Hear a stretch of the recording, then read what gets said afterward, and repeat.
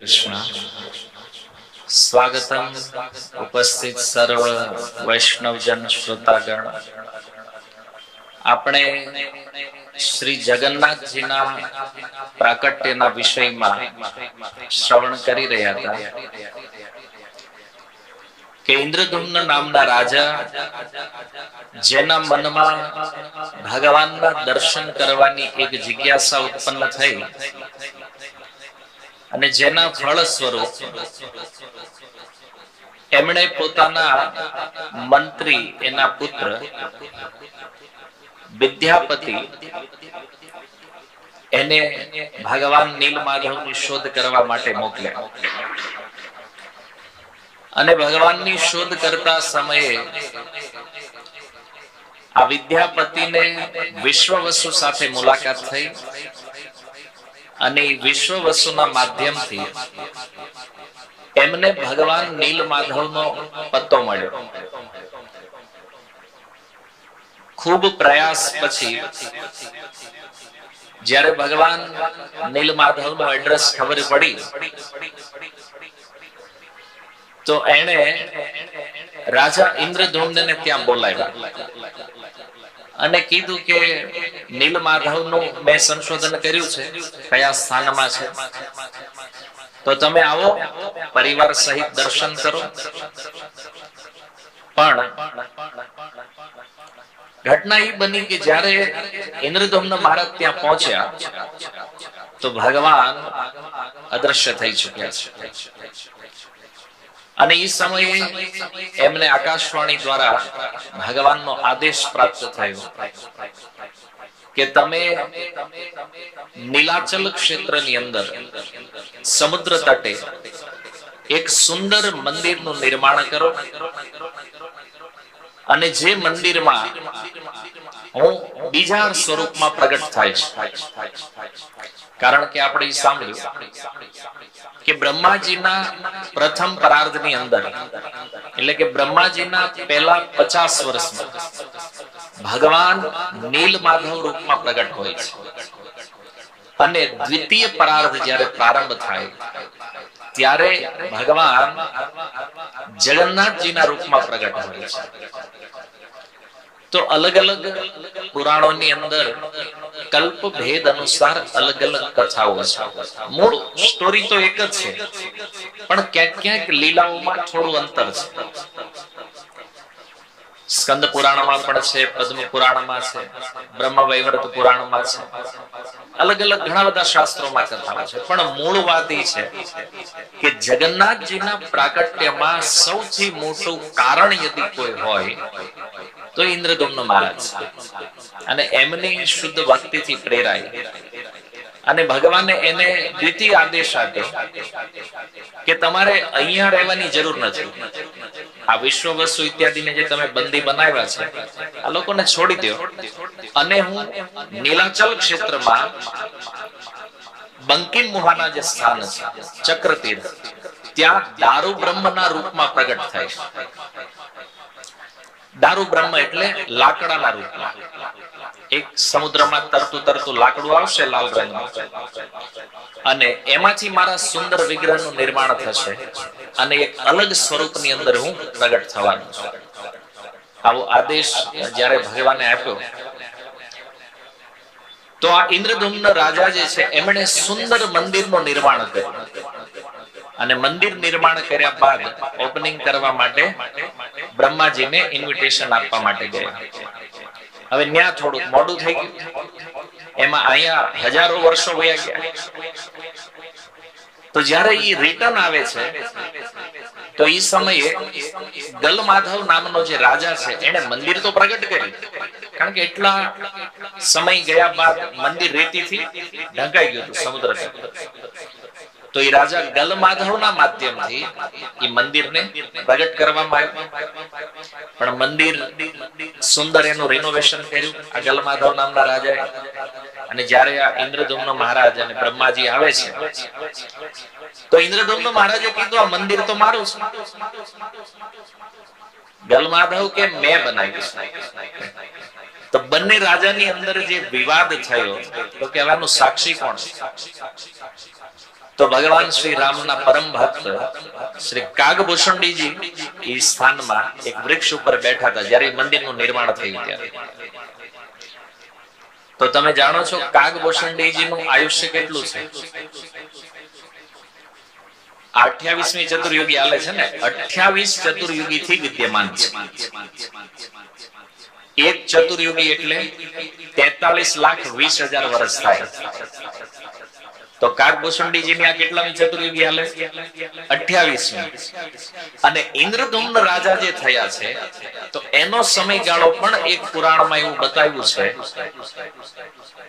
કે બ્રહ્માજીના જયારે 50 વર્ષ પૂરા થયા, 51મું વર્ષ પ્રારંભ થવાનું હતું ને, તો એ આ 7મા મન્વંતરની પહેલી ચતુર્યુગી. અને એનો જે સતયુગ, એમાં ઇન્દ્રદુમ્ન રાજા સ્વયંભૂ મનુના સમય, ઈ સતયુગમાં. ત્યાર પછી કેટલા યુગો વયા ગયા? 27 ચતુર્યુગી ગઈ અને 28મી ચતુર્યુગીમાં ઈ પાછા આવ્યા બ્રહ્મા. આવું અનુસંધાન ક્યાંક મળે છે શાસ્ત્રો. તો એટલું પુરાતન મંદિર છે જગન્નાથપુરી, જે અત્યારે તમે જોઈ રહ્યા છો. મૂળમાં ઇન્દ્રદુમ્ન મહારાજે બનાવ્યું, પણ હવે આટલો સમય વયો ગયો તો મંદિર તો ખંડેર થઈ ગયું. તો એને ગલમાધવ જે રાજા છે એને રિનોવેટ કર્યું અને વ્યવસ્થિત રૂપમાં બનાવ્યું. તો જ્યારે આ મંદિરનું નિર્માણ થયું ને ત્યારે કાગભૂષણજી ત્યાં બેઠા. એ સ્થાનમાં એક વૃક્ષ છે, એ વૃક્ષ ઉપર બેઠા હતા. એને જોયું કે મંદિરનું નિર્માણ ઇન્દ્રદુમ્ન મહારાજે કર્યું છે.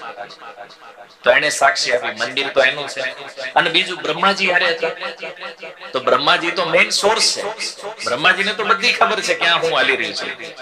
તો બ્રહ્માજીએ કીધું કે આ મંદિર વાસ્તવમાં ઇન્દ્રદુમ્ન રાજાએ બનાવ્યું છે, અને મને ઇન્વિટેશન આપવા માટે આવ્યો ને એમાં મોડું થઈ ગયું. આવું એમાં મંદિર તારા ભાગમાં આવી ગયું.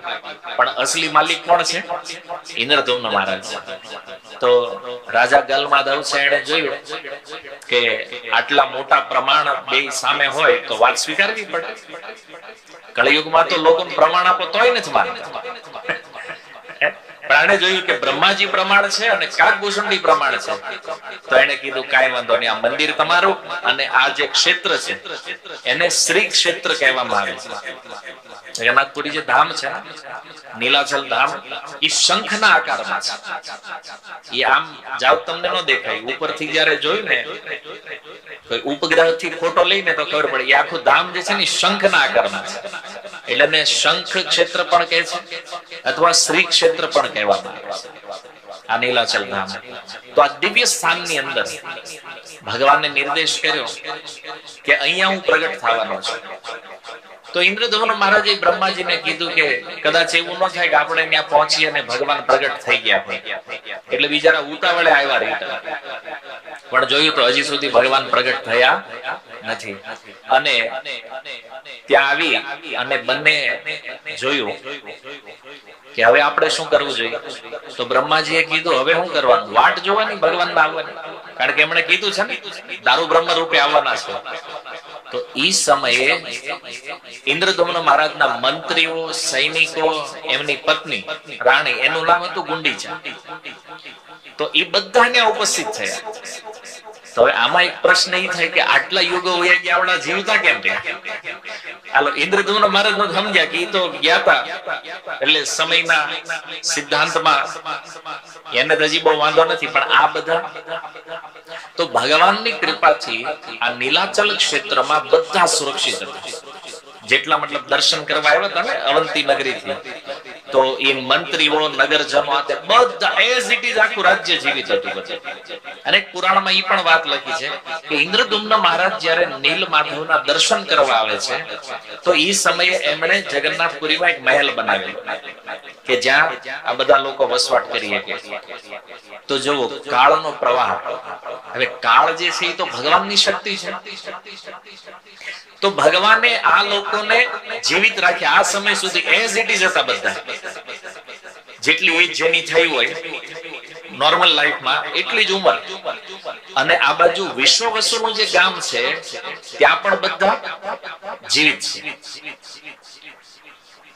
તો આ રીતે આ બધાએ નક્કી કર્યું કે હાલો આપણે ભગવાનના આદેશ અનુસાર ઈ સમુદ્ર તટ ઉપર જઈ અને ભગવાનના પ્રગટ થવાની રાહ જોઈએ.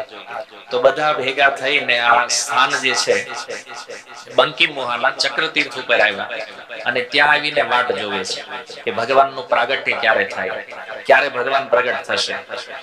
તો રાહ જોતા હતા એમાં બધાએ જોયું કે સમુદ્રમાં એક લાલ રંગનો એક થડ, મોટું થડ સમજો છો, મોટું જાડું એક લાકડું જે હોય એ તણાતા તણાતા આવી રહ્યું છે સમુદ્રમાં. અને બધાને ખબર પડી કે આ સ્વયં ભગવાન છે, દારૂ બ્રહ્મના રૂપમાં.